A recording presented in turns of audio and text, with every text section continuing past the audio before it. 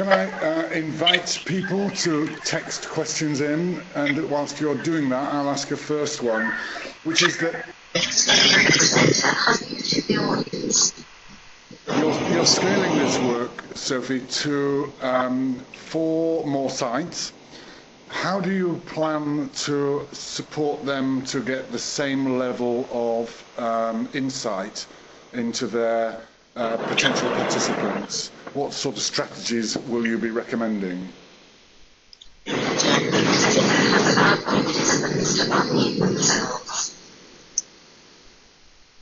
unmute yourself, Sophie, to answer that question.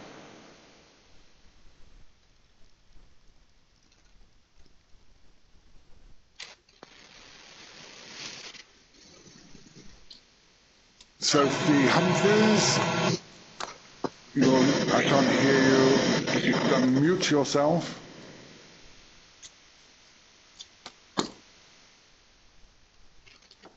Can you hear me now, David? Yes, I can, yes. Yeah, okay, right. Yeah, we've now set up a national programme that will be supporting all of the 5 pilot sites, including Hackney. I think it's important to stress, rather than how it's written in the summary, it's not about Hackney testing, it's Hackney team testing this model. We have now become a national team, and each local authority will be very much creating their own cause. Again, it's adaptive model. There are some very clear criteria and there's certain integrity, keeping integrity of the model and fidelity of it. However, we recognise that in each area of demographics there's a need for adaptation that must suit and work with that area.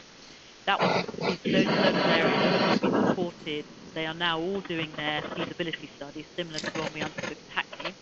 So they will be understanding who their cohort of women are. They'll understand their numbers. They'll understand their profile.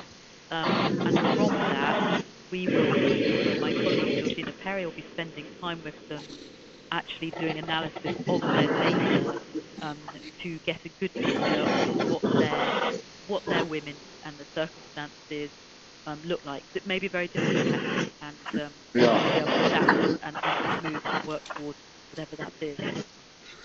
Excellent, thank you very much.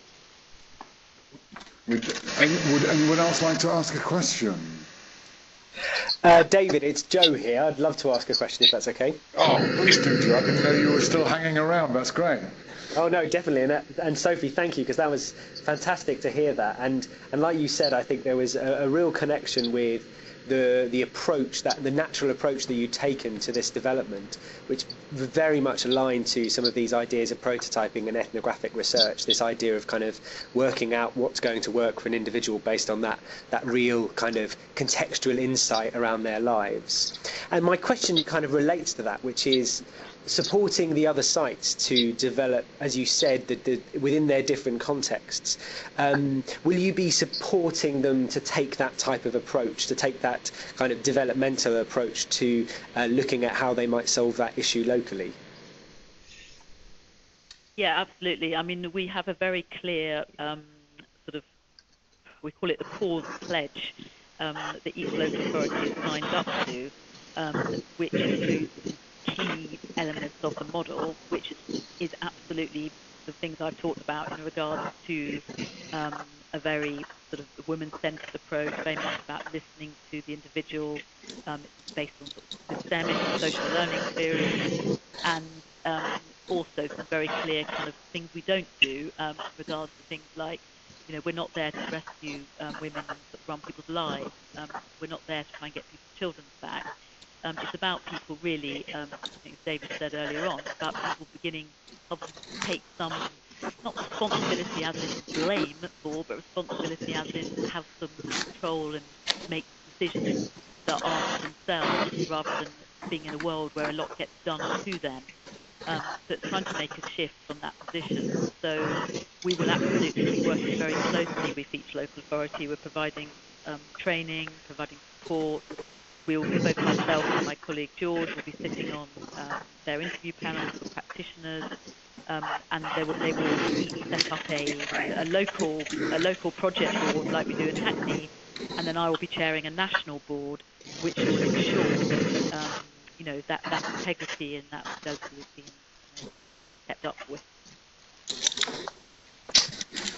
Thank you, Sophie. We have a question from Richard. Could I encourage people to keep texting their questions if they have access to that webinar text? Richard's question is, he says, Sophie, does Paul's have special, I'm sorry, it just got covered up. Does Paul's project have specific interventions for women with learning disabilities?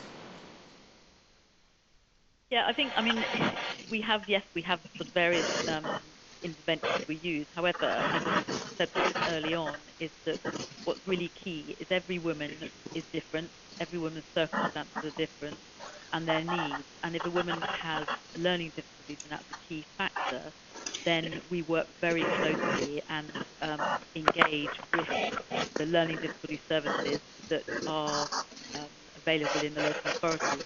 But what we don't do, we don't just signpost people, so we think, oh, well, that person's got a learning difficulty, so therefore they need this support or training in this, or we actually then become part of that support service, but we bring that expertise into our unit, and so that they always have their key person, their practitioner, who they've developed as part of our work about helping the women develop actually healthier relationships and sort of modelling a healthier relationship and what that looks like, and that's about trust and that's about continuity, some of the things they don't get much of often in local services. I mean, they do sometimes, but unfortunately, just the nature of them, they often don't.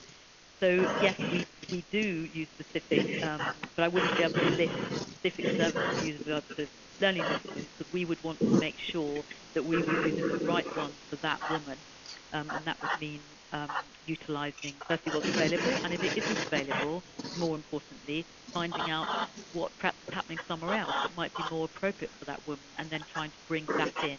And we've purchased, we will spend money on things, and we will try and help local services also adapt what they have to fit their needs.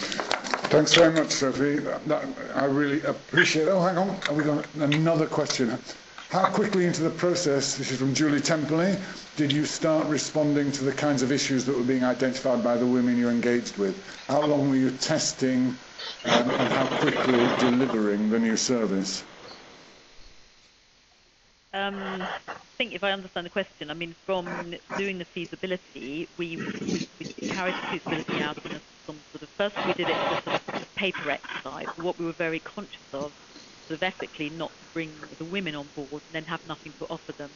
So a lot of the work was from our experience, our own experience from working with the women. So we already had a lot of those conversations, not just ourselves, but we talked to other social workers, we talked to mental health practitioners, drug services, etc. But also, when we collected the data, so we began to see a picture, and it was very much a narrative. It wasn't just, it wasn't just numbers. We looked at the stories, we looked at their backgrounds, their childhood experiences. It was done through a very, very, complex sort of trawling through files. You can imagine a local authority is often not easy. But then once we actually met with the women, which I think we actually did sort of one-to-one sort of interviews of them around April, May time. We had our first, we were actually working directly with the women from the beginning of September of that year. And those women who we were talking to were absolutely in our first cohort. Thank you very much, Sophie. That's been fantastically helpful, and we really appreciate your contribution. Thanks.